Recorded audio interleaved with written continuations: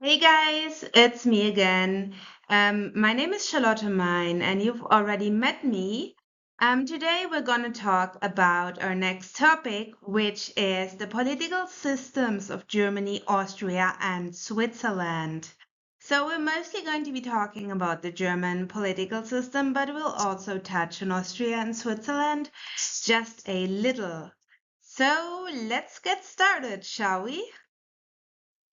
So, what is really important to know about this is that Germany has just very recently had elections. That was on February 23rd. So, we voted in a new parliament. And as you will see very soon, in the German political system, that means there are also a new chancellor, which is the head of state in Germany, and new ruling parties. So a lot of things are not set in stone yet because the election was so recent. A lot of things are still being negotiated. So in this presentation, when I write the name of the chancellor, the parties in the parliament, and the ruling parties that are going to form a coalition, that's based on what is very likely to happen based on those election results. All of those things are not implemented yet, but the new government will come into power sometime in March. And if anything changes during negotiation, if any of the information in this presentation is not up to date anymore, I will let you know about it and I will update this presentation. So let's dive right in.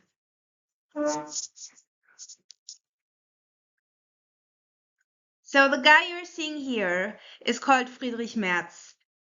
He's our recently elected, soon to be head of government, the chancellor. Like I said, his name is Friedrich Merz. His party is called Christian Democratic Union, or CDU.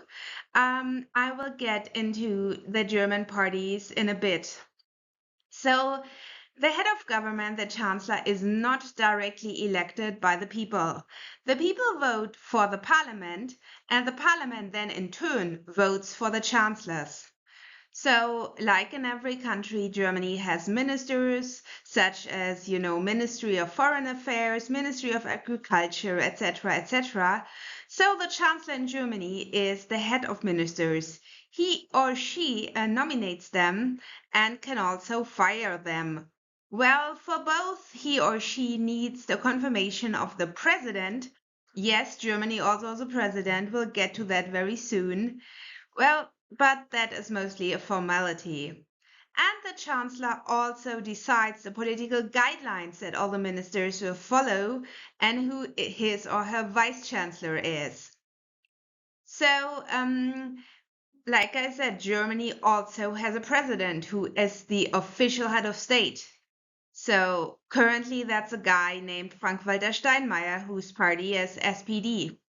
But the president may be the official head of state, but he has very little political power. He mostly does like representative stuff, ceremonial things. He's not a politically influential figure. He's more like somebody who, does official events, ceremonial things, and stuff like that. And he is elected by our parliament, which is called the Bundestag, as well as representatives of the federal states. So in this picture, we see the German parliament, which is called the Bundestag, and which is based in our capital in Berlin. So all German citizens who are 18 or older can vote for the Bundestag every 4 years. So what does the Bundestag do? They elect the chancellor, they decide on new laws, and they control the work of the chancellor and ministers. So in Germany, we have countless political parties, but not all of them are represented in the Bundestag.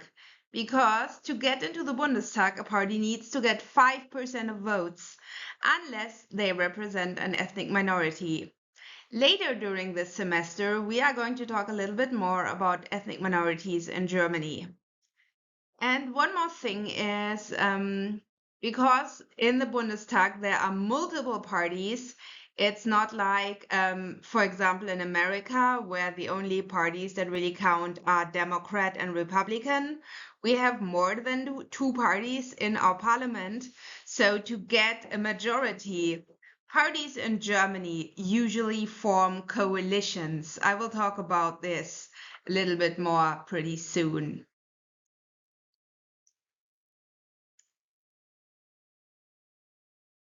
So based on the results of our current election, which parties do we have in the Bundestag right now? So the biggest party in the Bundestag that has, the most people in there is called CDU or CSU. So technically there are two parties. There's Christlich-Soziale Union, which only exists in Bavaria, and Christlich-Demokratische Union, which exists in the rest of Germany. But they basically do everything together and yeah, are basically pretty much the same party. It's just like Bavarians love to do their own little weird thing. So this party, CDU-CSU, is a conservative party. Since it's called a Christian Social Union or Christian Democratic Union, so yes, it's a Christian party, but you don't necessarily have to be a Christian to be a member. You just have to agree with its goals. Then another party is SPD, Sozialdemokratische Partei Deutschlands. So it's a social democratic party, left of center, traditionally very popular with workers and trade unions. Then Bündnis 90 Die Grünen, they're also center left. They're really all about protecting the environment. They're very progressive. They're environmentalists. Then we have Die Linke. They are left wing and they're more left wing than SPD and Bündnis 90 Die Grünen. They're really left wing to a point where parts of them are communist, socialists. And then we have AfD, Alternative für Deutschland, Alternative for Germany. They're right wing and populist. Parts of them are extreme right wing. Personally, I don't like them very much, but they're also there. And then we have SSW, Südschleswigischer Wählerverband. So they only have like one guy in the parliament, but they are exempt from the 5% rule. They represent a minority in Germany. They represent the Danish-speaking minority in Germany. So even though they only have one guy and they didn't get 5% of votes, they get to send this one guy to the German parliament. So parties in Germany usually don't really govern alone because, there's multiple parties in the parliament. One party is not going to be able to secure 50% or more of the votes. So after the election, the strongest party usually chooses other parties to form a coalition with. So, like I said, CDU is the strongest party, and they're still deciding who they're going to have a coalition with, but it's very, very, very likely that they're going to form a coalition with SPD. So, we will probably be looking at our upcoming government in Germany to be a coalition between CDU and SPD. So one thing that's super, super important to know about Germany is that we're a federal state. We're called the Federal Republic of Germany, and federalism is super important in understanding Germany. Our 16 states, also called Bundesländer, they have a lot of autonomy. They all have their own government in addition to our central government. The heads of our state governments are called Ministerpräsidents or Ministerpräsident in German, basically the same thing. So things that the states can decide for themselves is most of education. There are some guidelines for all of Germany, but within these guidelines, states have a lot of freedom. We will talk more about this in our session on the educational system in Germany. States also all have their own police. There's a federal police which does things like border protection, but a lot of the other stuff is done by the state police. Things like culture are also decided by every state. Things that the federal government decides are things like foreign relations. So things like the embassy in Nigeria are run by the federal government and not by a single state.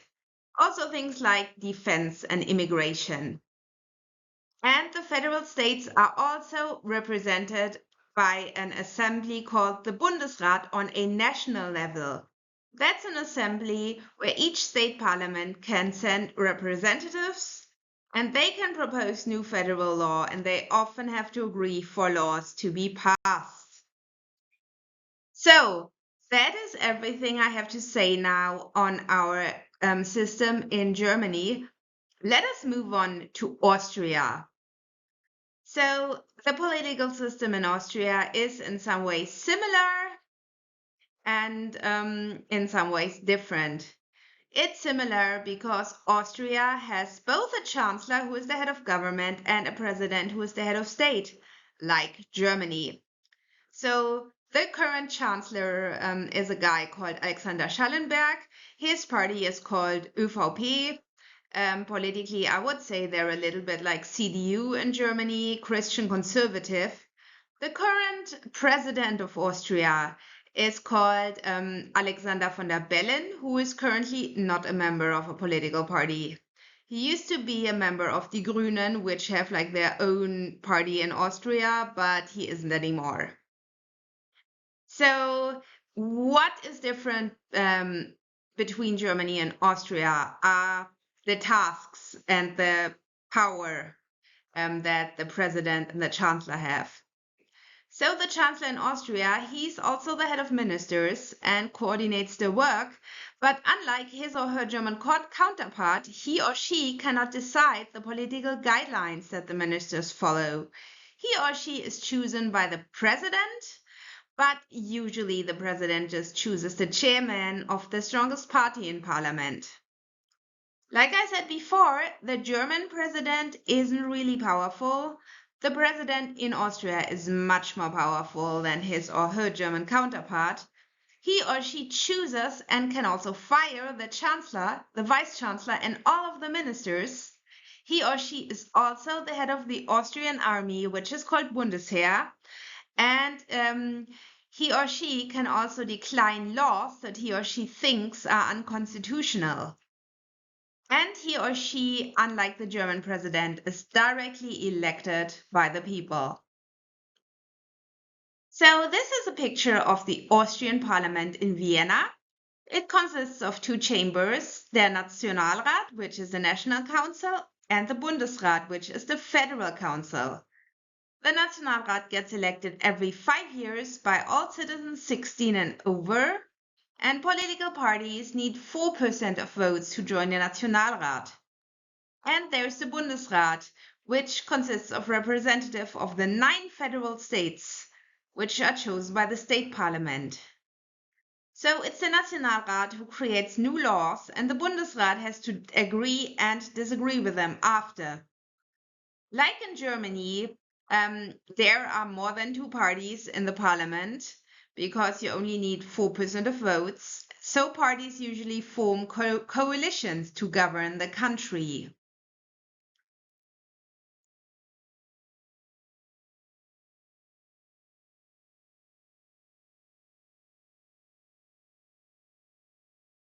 Yeah. So the last thing I want to talk about really briefly is Switzerland, which is quite different from Austria and Germany in the way its government is organized. So the Swiss parliament is called the Bundesversammlung of Federal Assembly. It consists of the Nationalrat, which is directly elected by the people every 4 years, and the Ständerat, which consists of representatives of the 26 states. They're also elected every 4 years, but not necessarily at the same time as the Nationalrat. In Switzerland, every citizen 18 or over can vote. So the parliament elects the Bundesrat, a group of 7 people, and those are the heads of the Swiss government and the Swiss state. So unlike in pretty much most other countries in the world, the Swiss state is not governed by a single person, but by a group of 7 people. Another thing that is very important to know about Switzerland is that direct democracy is very, very important to Switzerland. So citizens vote directly on new laws, so they can confirm or reject decisions made by the parliament, and they can also propose changes to the constitution. So this is the end of my presentation. Thank you for listening. See you soon, hopefully. Bye bye.